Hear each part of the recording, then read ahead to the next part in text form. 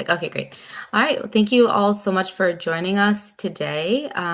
We are really excited to present this title showcase. We've brought together titles across 9 incredible multicultural publishers, and we really hope that those tuning in, whether it's during the presentation or watching the recording afterwards, find some great picks for their next back to school season. So joining us today, we have these 9 presses. There we go. I will let all of the presses introduce themselves, and everybody will present for about 5 minutes. So, all right, so we're going to kick things off with Jessica and Matt from Catalyst Collective.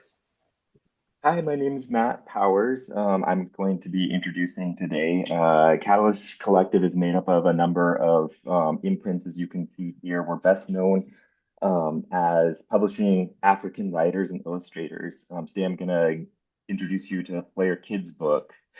These are from authors and illustrators in the US and also around the world. Thank you. So, I have 2 books for you today. They both share the same bloodline.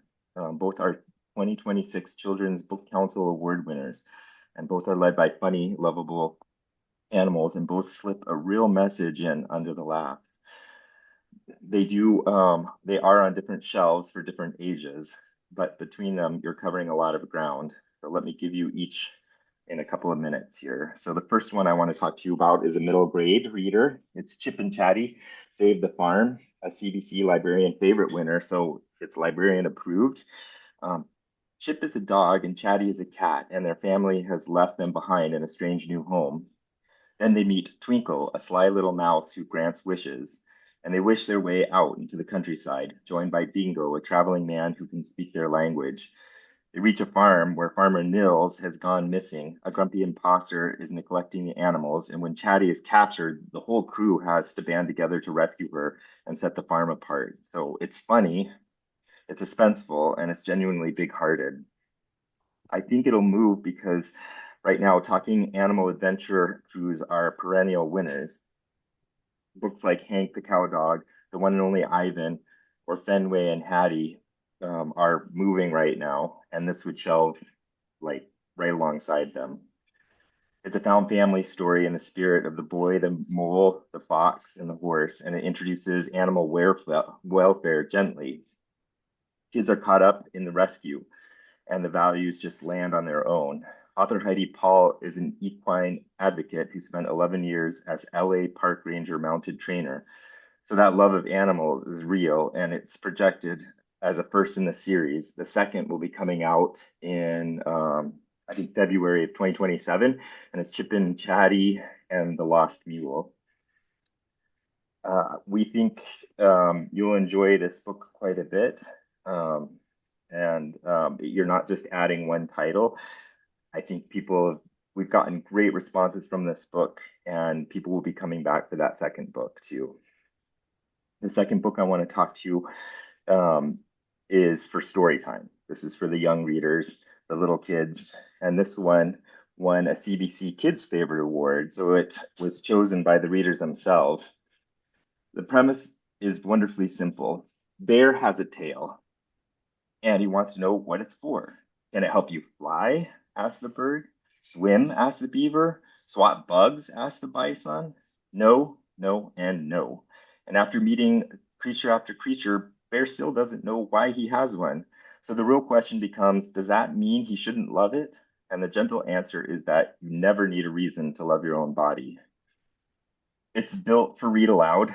The repeating, can your tail help you? Structure is perfect for story time, call and response. It shelves with Michael Rosen's I Am series and the Rachel Bright and Jim Field animal books. It celebrates diverse bodies and in the same way the Ugly Five does. And there's a sneaky stem tucked in, which is where my heart is. Kids learn why animals evolved different tails to survive. Author M.C. Casper grew up on a farm and worked in a natural history museum, and her hand-painted art has laugh-aloud moments for the grown-ups too. And this, of course, matters because it's the adults who will be reading this, and they decide whether they want to pick it up again. So I say put this in your storytime rotation and you'll have a book that makes children laugh if you're in the librarian world. And I think it'll be great if you are a bookseller. This is a lovely book, lovely illustrations, and obviously it's a hit with kids. So those are our two award winners. There are two age brands, both animal led, both funny, both with heart underneath. One gives your middle grade readers a series to grow into. The other gives your littlest patrons a storytime favorite about loving themselves. So I hope you will check these two books out and enjoy them. Thank you very much. Thank you, Matt. Next, we are going right into Contour Press.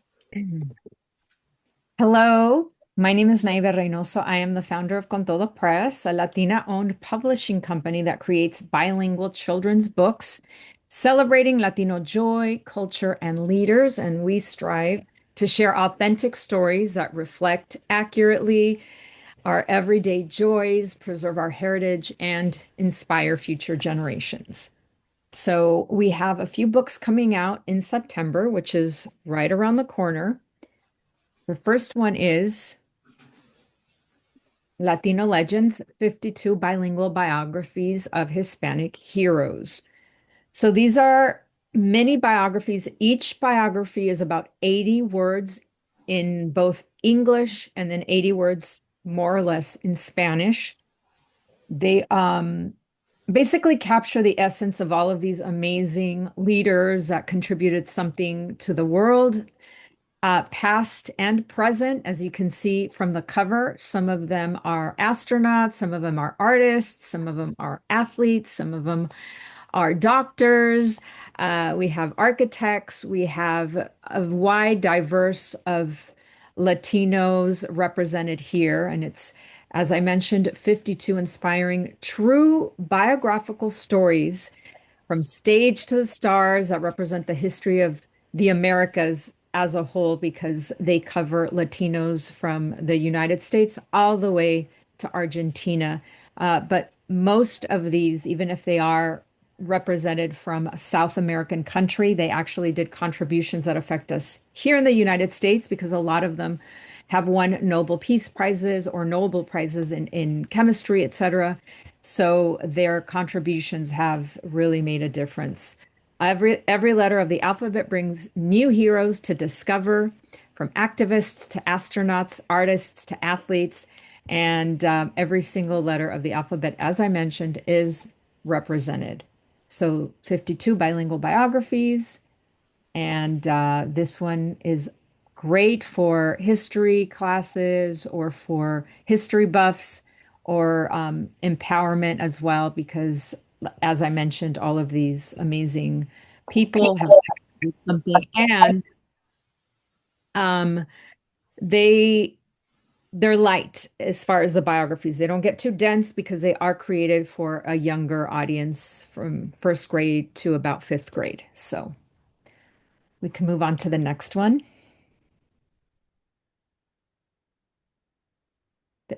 So Courageous Camila, Camila la Valienta. Courageous Camila originally came out or was published in 2021, but it was only in English. I got a lot of requests for this book and a lot of requests for it to be bilingual, so I created a brand new bilingual edition. Um, and it's a story about finding your inner warrior. It is also themes of resilience, girl empowerment. Courageous Camila is a children's book set in multicultural Los Angeles that celebrates bravery, community, and self-belief. With encouragement from her mom, Camila, our main character, tries martial arts for the very first time, and it's jujitsu in particular. And she learns that courage isn't just about being fearless. It means showing up even though something feels scary. As she discovers her inner warrior, Camila finds strength in herself and in her mom and in the everyday people around her. So I think it's a wonderful story that checks a lot of boxes, including the fact that this little girl learns to try a sport that's non-traditional, such as jujitsu, especially for girls. She also learns that heroes aren't necessarily uh, big names or people that are untouchable, but many times heroes are everyday people around us. So I think that is a very empowering message. So if you want to check out any of my books, they're on contodopress.com. I'm on Fair. I also have distribution through Lakeside Books. And hopefully you will be checking out these books and some of my other backlisted titles. Thank you. Thank you so much. Next up, we are passing the mic to Iska Press. Hi everyone, my name is Chidera and I represent Iska Press. We are a US-based publisher of exclusively African writing, and our mission is to promote authentic African perspectives in fiction, nonfiction, and children's books in English and translation by challenging stereotypes and amplifying diverse, nuanced voices. Next slide, please. We have titles for you today. The first is this nonfiction, children's nonfiction for ages 9 to 12. The Boy and the Lion is a true story of one of the authors, Saitoti Ole. When he was 5 years old, he got lost in Kenya's Masai Mara, and he was watched in the wilderness for 5 days by a wild lioness. And eventually, when he was found, this incredible story, inspired him to want to become a naturalist and safari guide. So that's what The Boy and the Lion is. He's talking about what this taught him about animals, his people, and survival. The themes are human-animal connection, resilience, motherly protection. It's coming of age, talks about truth and memory and nature conservation. Another thing that you find here is there's interesting descriptions of the landscape of the Masai Mara and just big themes of conservation. It's supposed to be published on the 1st of September 2026. So we look forward to this and I hope that you'll be interested in it. Next slide, please. Then we have Mommy's Many Arms by Priscilla Okoye. This is a children's fiction picture book for ages 5 to 7. It's about a busy mom who wishes she had many arms to complete her tasks. And then her children use their imagination to grant this wish. And in the process, they discover that helping, love, and working together are the real magic their family needs. It's for people that are looking for a good bedtime read aloud story, love imaginative play, books about family life and everyday routines. Just something to show that chores aren't so bad. They can be enjoyable, and just helping out in the family is something that is worth doing for children. The themes are family teamwork, imagination and play, helping at home, parental overload, and sibling cooperation. It's going to be published on the 1st of September 2026 too. These two are forthcoming titles that we're also really excited about. You can pre-order on our website, iskapress.com, or you can reach out. There's contact information there. And yeah, I hope this is something that you can enjoy. Thank you so much. Next up, we're passing the mic over to KO Kids Books. Catherine.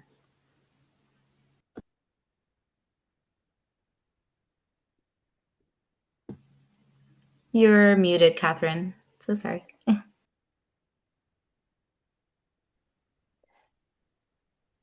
Classic mistake, right? Thanks, everyone. I'm super excited to be here. My name is Catherine Atoshi. We're based over in Temecula, California. Um, indie publishing kind of started off as a passion project and expensive hobby and led eventually to surprising nationwide recognition with our number color concept series 0, 1, and 2. We do focus in on concepts related to character building with the focus and intention to enhance and develop critical thinking with our youngest readers, but also to provide really engaging, clever, layered read alouds for older kids to read to younger kids, and parents and educators also to read to our youngest readers. So on to our next slide. Um, One is pretty much the one that enabled us to expand. It got 15 awards, including the E.B. White Read Aloud Honor, and was in many statewide competitions and got awards for it. So it's really about blue, who's a quiet color. You know, red is a hothead and likes to pick on blue, and all the colors don't like what they see, but they don't know what to do until the character one comes along and shows everyone what it means to make a difference and actually count. So everything is a word play. Michelle Kwan, the multi-award winning ice skater, Olympian, used her book in her read aloud. Senator Lanza used it in his We Can Count program, and it was used by Secretary Duncan for his Welcoming Schools programs. So while it was originally geared for young readers, its layered concepts and wordplay and abstract colors actually enabled everyone to use it for much more celebratory occasions like graduations. And it's really intended for everyone, both young and old. So for my next slide, um, Beautiful Hands. And that started off as a kind of a passion and love project as well, but it came about because my friend Brett Baumgarten was very sick with a terminal illness, and he always wanted to do a picture book. And I did want to make his dream come true, and I found out that every day he would hold his kids' hands in his and asked them, "What will your beautiful hands do today?" And it led to his kids, Noah and Sophie, making handprints for me in the books, and then his family making handprints, and then moving on to, we got over 100 people, not just my family and his extended friends and family, but the whole community to give their handprints with a commitment to doing something kind for somebody else every day. So when I went to schools, I got kids to make a commitment using the book Beautiful Hands. And now nationwide, I did a bunch of what we called spirit birds, where we got kids to make handprints, you know, sign their name, make the commitment to kindness, and we would make trees, murals, butterflies, and birds. And so I'm going to end on this, but here's a picture of over 1,000 kids making handprints in our three-dimensional bird, which enables them to not just see a book where we learn visually and we learn audibly, right, through a book, but really trying to inspire kids with their hearts and minds.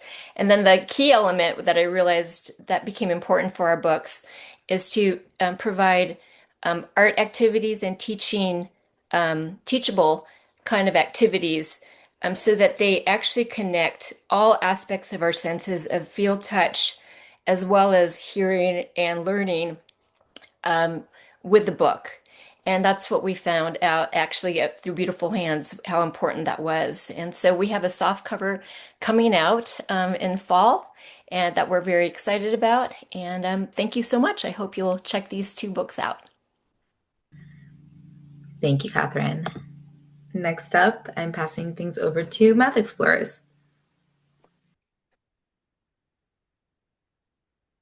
Hi, everyone. Good morning. Thank you for inviting us.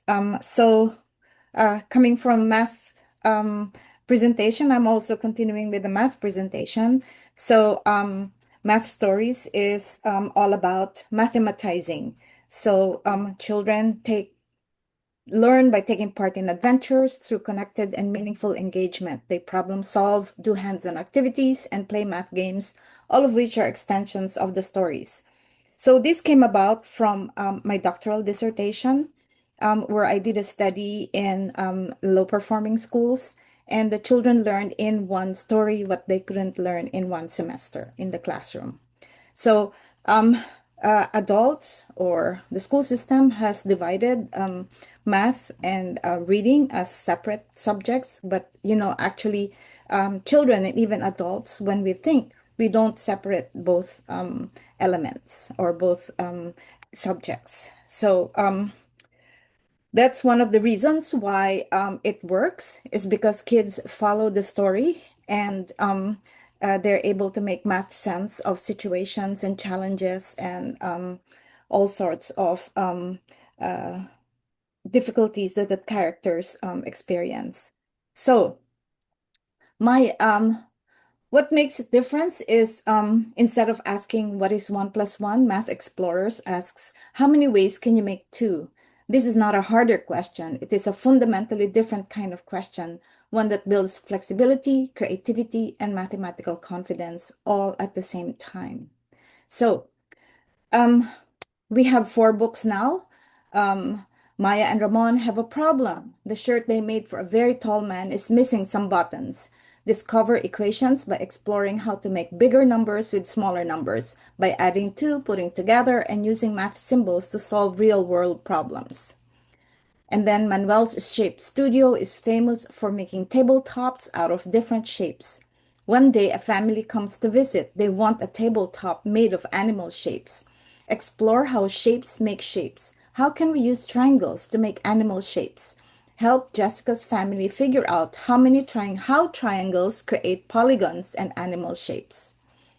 Antonio and Ruby can't keep track of things while running a store and an ice cream truck in the busy Saturday market in the city of possible. Develop number sense by examining multiple ways to represent numbers and record quantities, as well as practicing skip counting and growing innate subitizing abilities. And then more families are moving to the town of whatever, explains Mayor Roy. This is Pipa, the architect. We need more houses. Architect Pipa guides the math explorers and townspeople in designing model houses. Discover area by using square inch tiles to create floor plans and room designs. Explore different ways to get the total number of tiles. At the time when 90% of Americans are suffering from math anxiety, according to National Institutes of Health.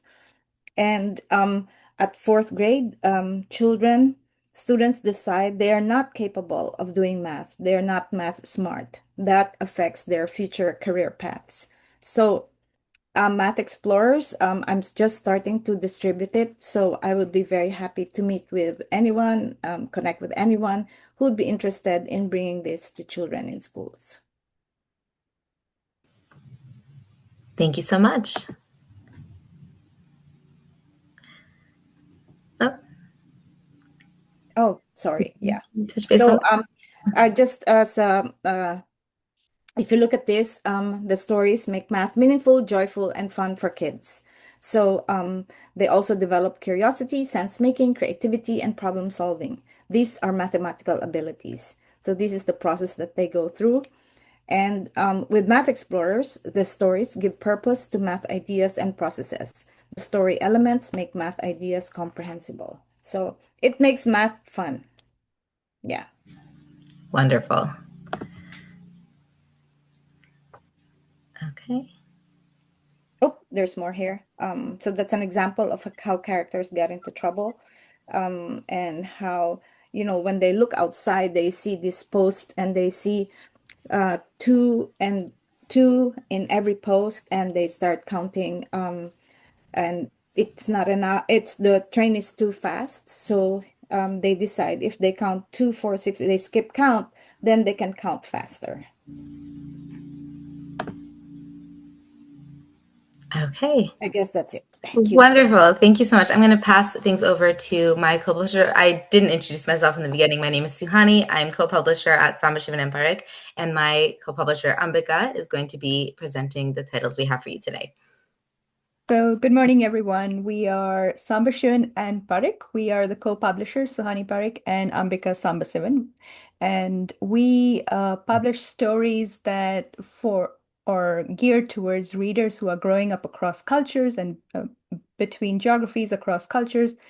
And we are looking to amplify diasporic narratives. So we're hoping our stories bring people home, they feel like home, and the stories really speak to diasporic people. We publish under three imprints. We have Yali Books that amplifies South Asian diaspora and really looks at narratives from a feminist lens. We have Modern Marigold Books, which focuses on social and emotional learning, but really gives voice to immigrant experiences. And our newest imprint is nonfiction. It's called First Person Press. And through First Person Press, we are bringing forth grassroots perspectives, individual experiences, and presenting them as a sort of counterbalance to nonfiction narrative. So the next slide, please. Yeah. So we're going to show you two titles that we think are perfect for the back to school theme. Both titles were published in 2025, and we are really proud that both of them have been chosen for awards and have been featured on librarian and teacher lists. This one is called Sign Up for Adventure.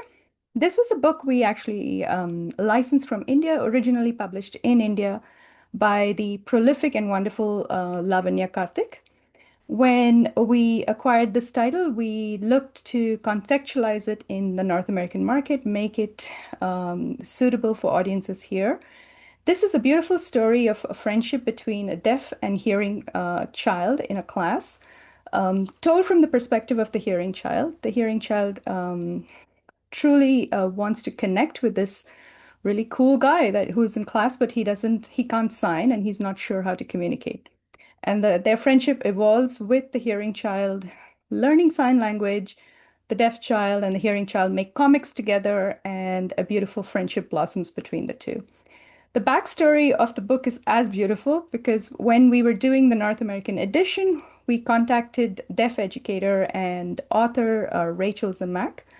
And Lavanya and Rachel worked together, just like in the book.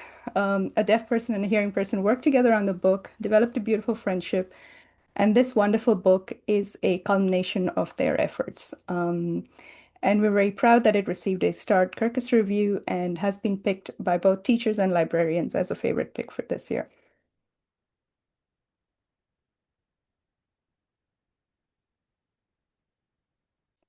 So another title we are very excited to showcase today is called Diyas at Circle Time, a celebration of South Asian festivals around Diwali time. And this book is very interesting because the original book was a very popular book published almost a decade ago called Let's Celebrate Diwali by Anjali Joshi. The book actually went out of print and we brought it back and we revised it to a great extent. It has almost a fresh approach to the story. It has a new title and a cover.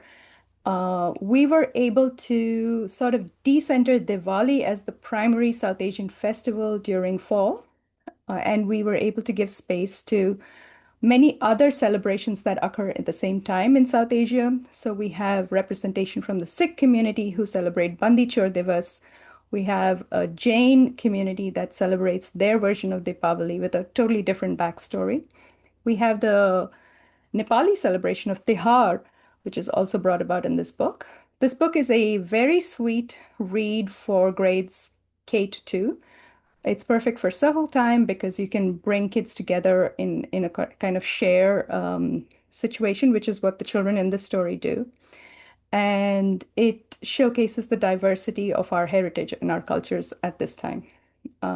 We are very proud to say that this was chosen as a notable social studies book for this year. Thank you so much, Ambika, for sharing our beautiful titles. And next up, we are going to pass things over to Samiha.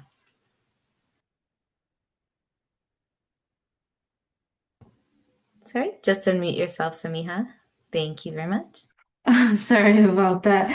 Hi, my name is Sumiha, and I'm the founder of Shahrazad Shelves, and we are the first Muslim serving publisher in the United States, producing high quality books primarily for ethnic and religious minorities. We do have three imprints. Shash Books is for all of our genres, from contemporary to historical fiction to thriller. Sora Books is our kid lit, specifically for our Muslim-friendly titles, meaning that that books don't have to have a main protagonist or Muslim theme to be published through Sora Books. And then there's Saladin Books, which is our YA and adult science fiction and fantasy imprint. Next slide, please. So we have two titles to show. Both of these are from our upcoming Sora Books list coming this summer. First is Love Language, which is a middle grade novel in verse speaking directly to the heart about Korean American Cassie, who doesn't feel quite welcome at her home in California. So when her family goes back to South Korea, she kind of thinks this is a place I can belong, but then she realizes that she's kind of just as much American as she is Korean. And so from chocolate to hodok, can Cassie find a language where she can wholly be loved? This is a novel in verse. It's coming out August 4th, 2026, perfect for grades 4 to 6, 4 to 7. And it's themes of belonging, friendship, and self-identity. It has a bunch of great blurbs and quotes from fellow middle grade authors like Jake Burt, who calls it a mirror for all kids coming of age.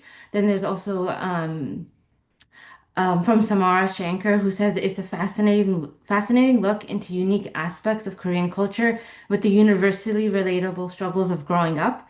And then last from Anitra Rowe Schult, and she calls it an open-hearted exploration of what it means to belong. So this is a great, easy novel in verse so that both younger and older kids can read and find themselves discovering what it means to belong and make friends. Next slide, please.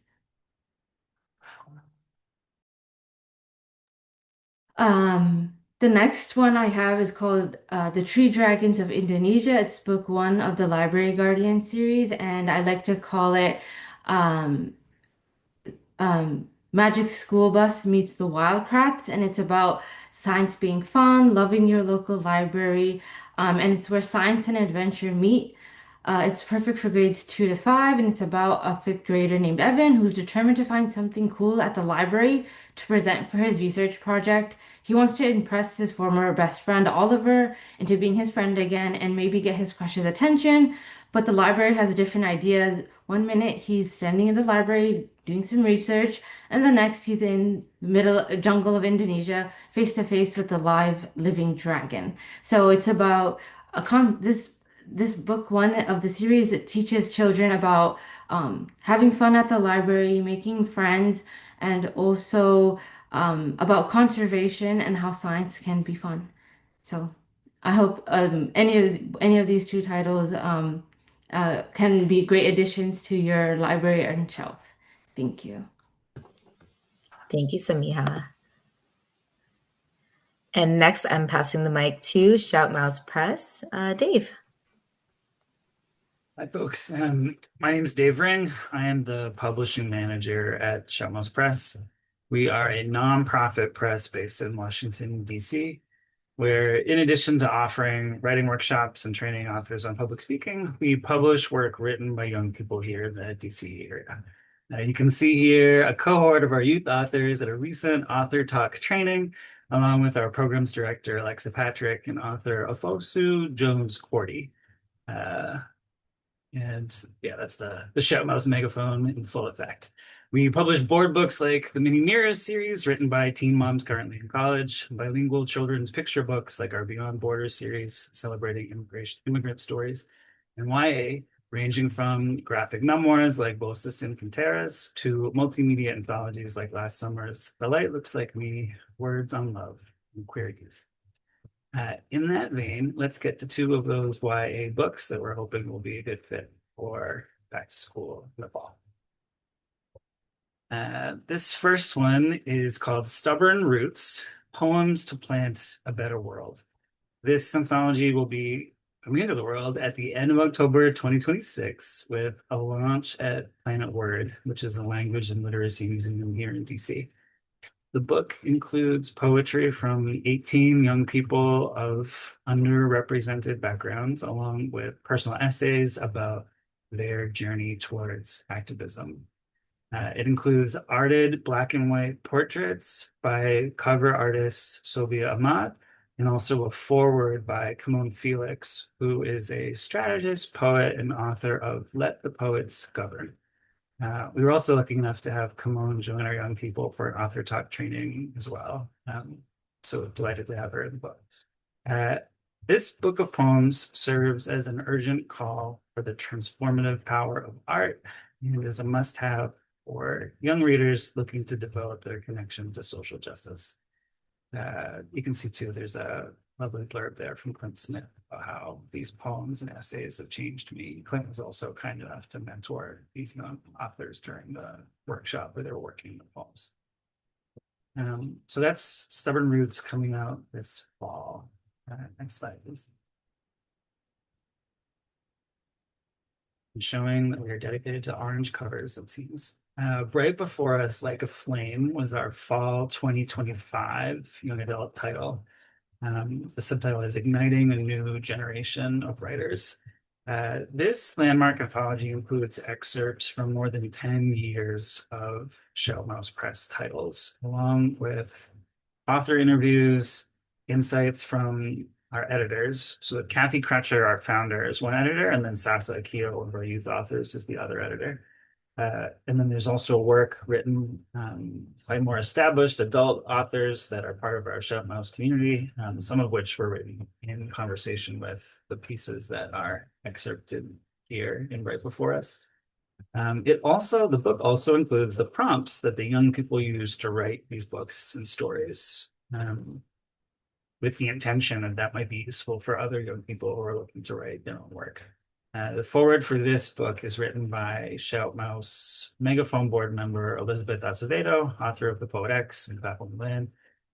It also includes a robust companion site on our website, which includes interviews, some of the video interviews that we then transcripted if folks learn better from seeing and listening, as well as teacher curriculum materials. And it was recently named as CBC Teacher's Favorite. Worth mentioning that a key component for all our titles is we can often arrange for in-person or virtual author talks with our youth authors for classroom, library, or other educational settings. And our books are available through Ingram with all that and Active. So thanks for your time. You can learn more about our youth authors at shoutmousepress.org. Thank you. Thank you, Dave. And finally, passing the mic over to Cecilia. All right. Bonjour, good afternoon.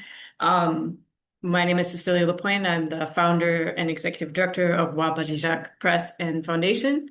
Our mission is soaring to new heights through education, advocacy, and empowerment for our Native American communities in the Great Lakes and beyond.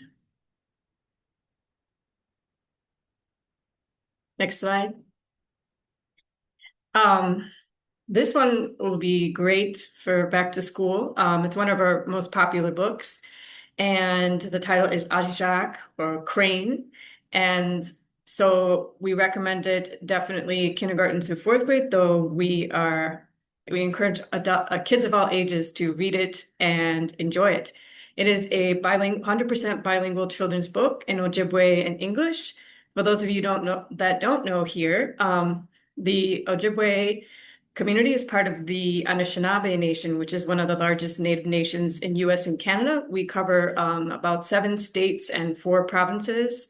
So Anishinaabe or Ojibwe Moen is being revitalized across our nation. And so at Wabajiak Press and Foundation, we're a part of that. Themes include advocacy, environment, culture, land, and water. The basic description of the story here is Ajijak Crane is a bilingual children's story about caring for the land and water. The story and design are by me and illustrations by Dolly Peltier. Dolly is from the Wakwemekong First Nation in Ontario. and translations are done by Margaret Noden in the Western Standard Spelling of Anishinaabe Moen. So next slide, please.